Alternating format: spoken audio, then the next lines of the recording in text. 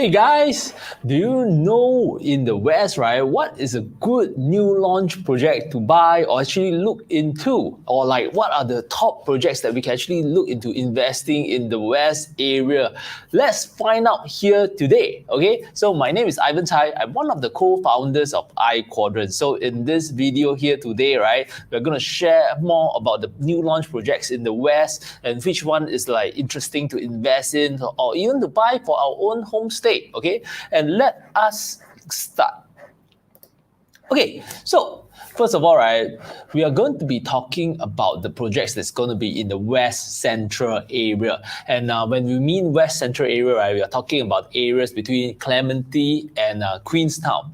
And before you start, right, the usual disclaimers. So this video, right, is for educational purposes. So this information is provided to you for education. So before you want to buy any properties, right, do make sure you do your own due diligence, okay?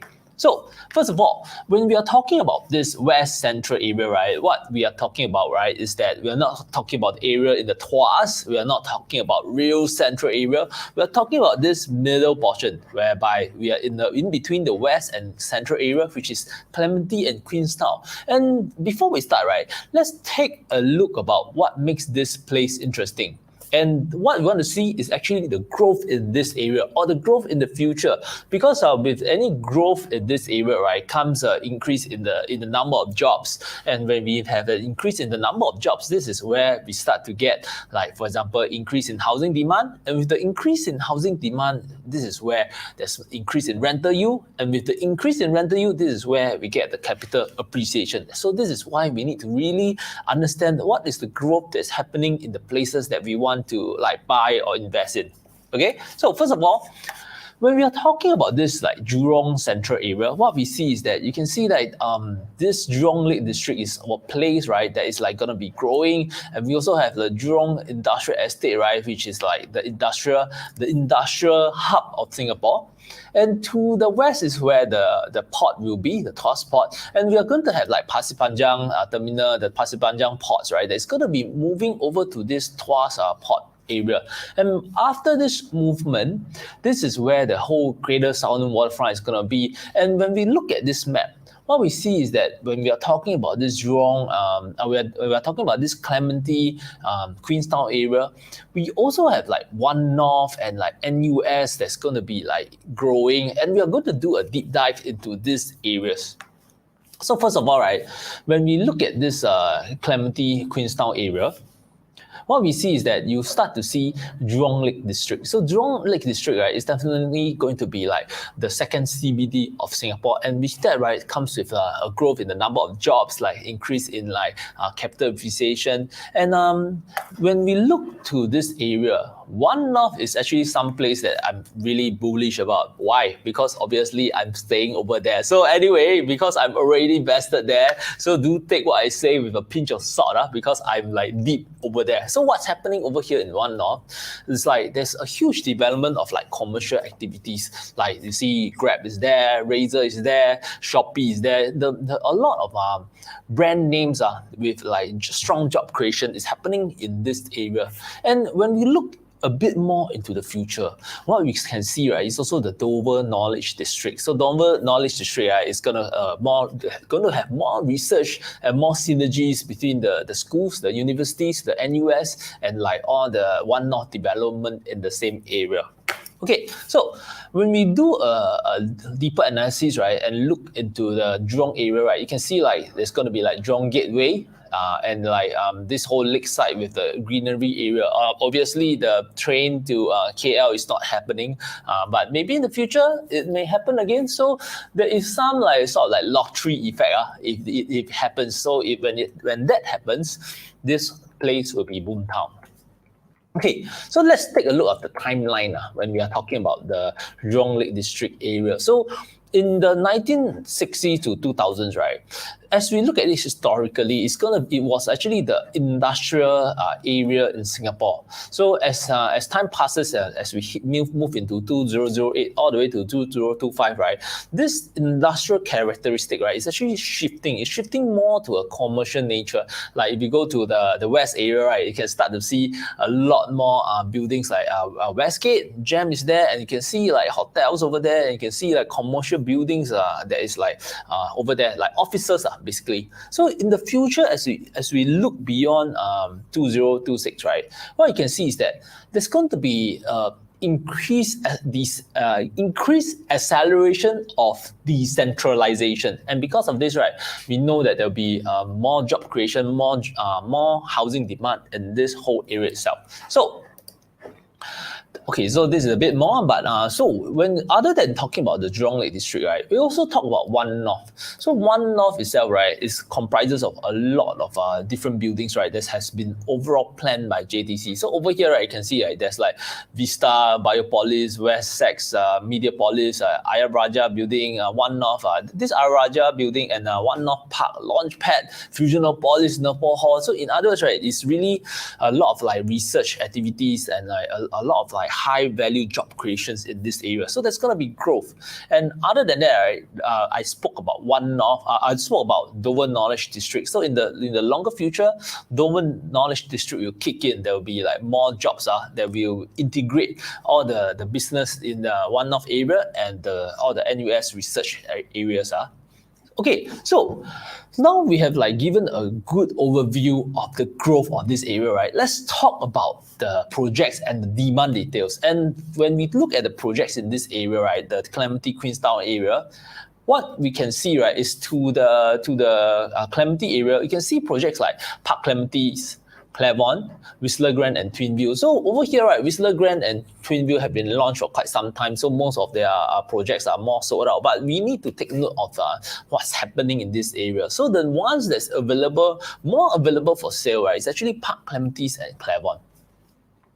And when we look to the east, right, you can start to see One North Eden, Normanton Park, and Kent Ridge Hill Residence. So we're going to do a comparison, right, of these 5 projects, like between these those in blue and those in orange, and see how they go. And the number one thing that we want to look at is the lease. So over here, right, when we look at all 5 projects, right, all 5 of them, right, are leasehold projects. So there's nothing much to say over here, like they're all about fair.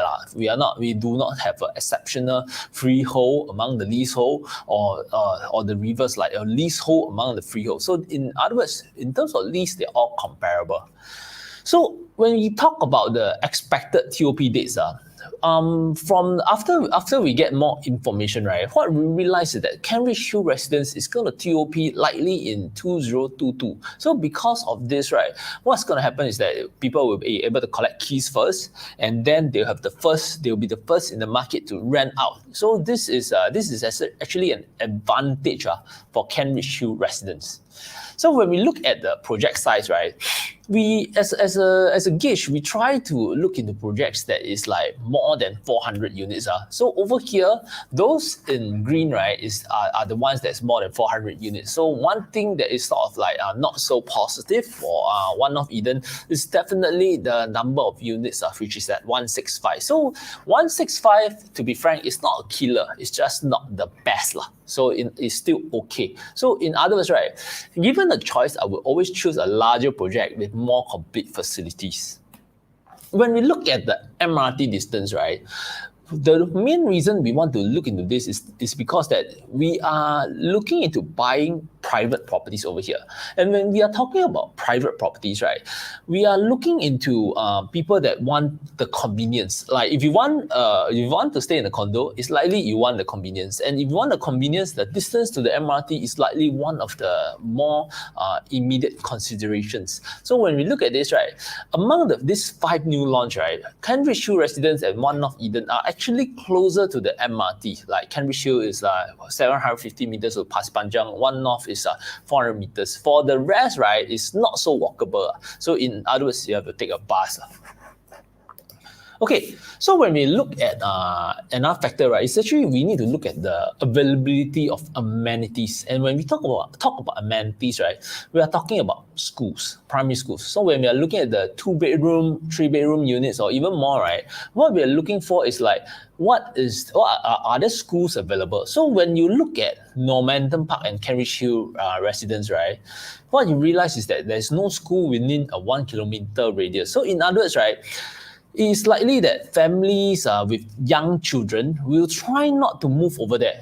Otherwise, there will be quite a lot of inconvenience. So, I mean, as a parent myself, I would prefer not to be so far from the school. Think about it, if my kids, right, need to take a school bus to school, and because I'm staying so far, my son or my daughter will be the first one on the school bus and the last one to reach the school. And when on the way back from the school, they'll be the first on the school bus and last to alight from the school bus. So in other words, they will go to school early and come back late. So that is definitely not my personal preference. So when we look at this, right, for 2-bedroom and 3-bedroom and beyond, right, Parc Clematis, Clavon, and One North Eden will be the better choice.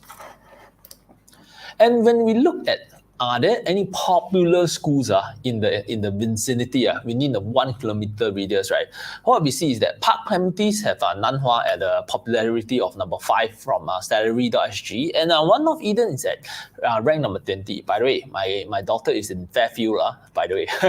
So I really like this area. Okay, so when we break down everything, right, into a table, right, like comparing the items that we talk about, like in terms of lease, expected TOP, the project size, MRT, school, and like the uniqueness, right, one thing we want to see is that actually there are some extra different characteristics between all these projects. So for Clavon, there's nothing super unique. But when we look at Parc Clematis, right, there's a good point of having a Nanhua in the area, and it's a landed surrounding. So the surrounding, when you go over to Parc Clematis, right, Clementi, you can see that there's a lot of landed surrounding this project, right. In other words, it's going to be a more quiet and peaceful neighborhood. And when we look at Normanton Park, right, it's a mega project. It's like 1,800 plus units. So it's like, I think it's a small community. It's a huge community by itself. So it maybe a lot of activities will be self-contained within this project. So when we look at Ridge Hill residents, right, the plus points is the distance from the MRT, 750 meters, walkable, but not the nearest. At the same time, is you get to enjoy the greenery around the Ridge Hill residence area. So and the earlier TOP date. So for One North Eden, right, the main key driver is actually the short distance to MRT and the super closeness, right, to the One North project. And having a good school nearby, right, means that the 2-bedroom will be very interesting to look at. So let's look at their numbers when it comes to property investment. And before we do that, right, the main thing that we want to look at is the price. And with the price comparison between these 5 projects, right, this is where we can determine, right, how is our exit going to be like in the future. Because basically, you see, if you are trying to buy a property, right, we always want to have the exit in mind. And so before I even go on, right, one thing I want to ask everyone is, if you have any questions, right, do feel free to post in the comments or the chat below, right, so that we can answer them. And at the same time, if you have been finding a lot of value from this video, right, do remember to give us a like or a thumbs up.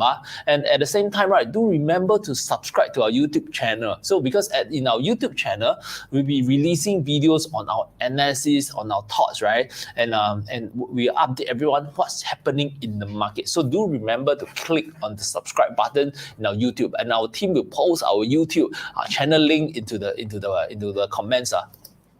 So when we are talking about the exit, first of all, we compare the exit in terms of chart. So over here, as a quick summary, a quick recap, when we are talking about the homeowners, right, the main purpose is to buy a property for happiness, because ultimately joy is the most important.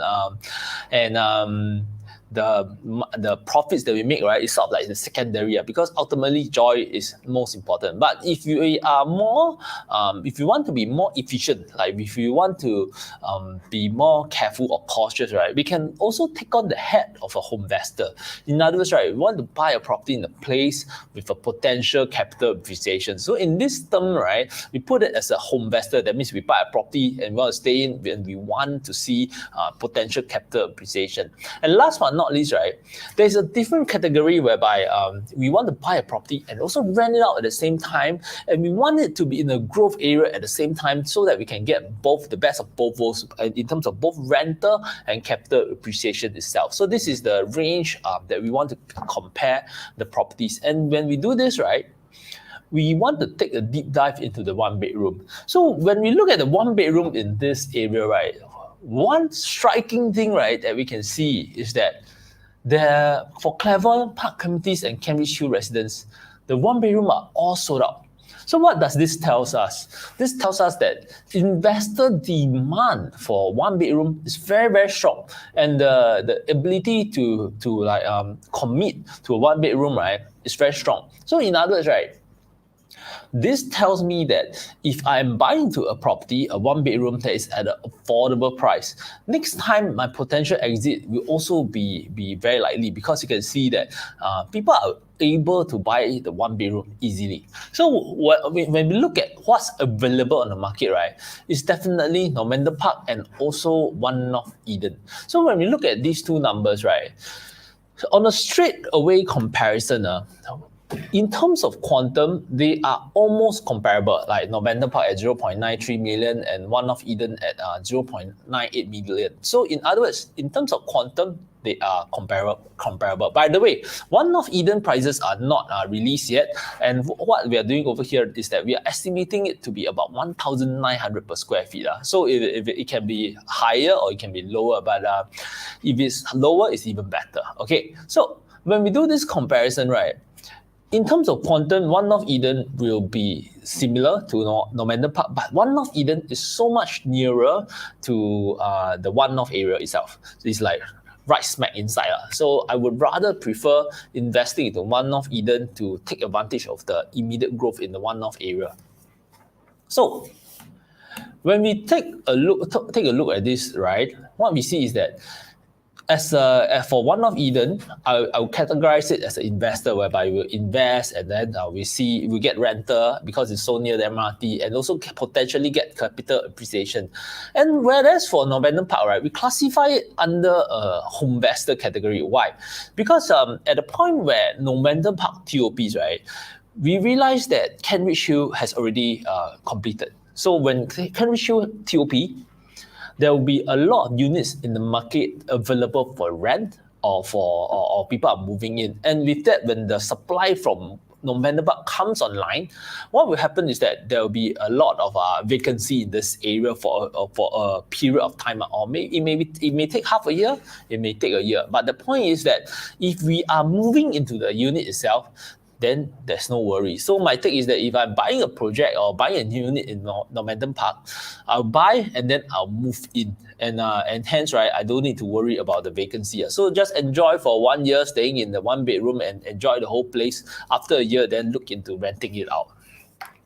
So when we are looking at the 2-bed, 2-bath, right, Clavon is already sold out. And when we look and when we compare Parc Clematis, One North Eden, and Normanton Park and Cambridge Hill residents, right, what we can see is that Parc Clematis quantum is still at 1.27 million, but it's a 2-bed, 1-bath. The 2-bed, 2-bath is already sold out.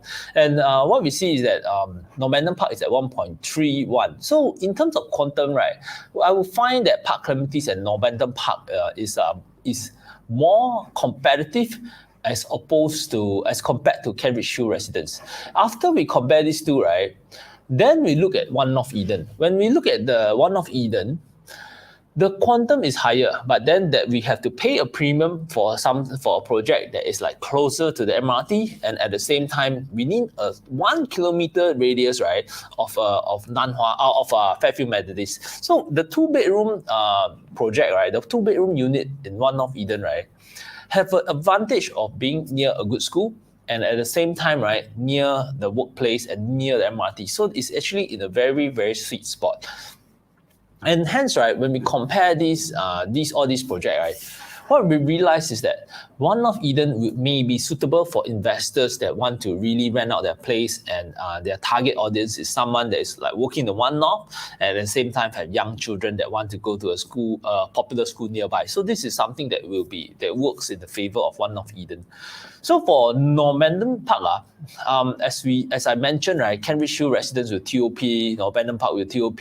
So it's actually better, right, if you are going to be moving into Normanton Park itself.